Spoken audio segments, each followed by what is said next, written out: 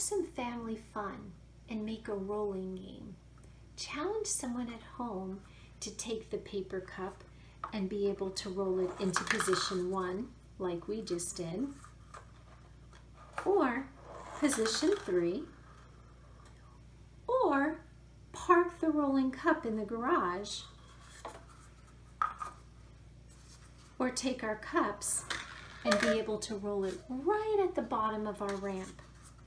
You can write on your ramp to label top, position 1, bottom, and position 3. And to even make it more fun, you can bring in other objects. So Mrs. Bastian picked up a little funnel, and you might expect that the small area, since it is facing right, it should roll off to position 1. Let's see if I'm right. And it does. It rolls off the ramp to the right.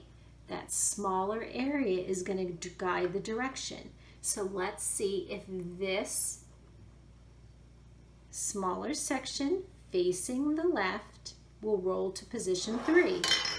And it does. Or I might take a measuring cup. Again, the small area is facing right. Will my cup roll down the ramp? It does. It rolls to position 1. Let me turn it the other direction. And it rolls to position 3.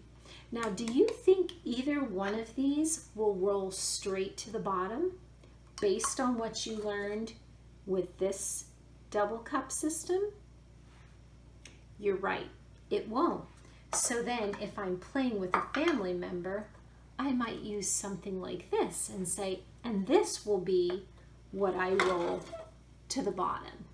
So have some family fun. Find objects in your house that are safe to roll, no glass, nothing that's breakable, and challenge a family member with a simple game, a rolling game that you make yourself at home.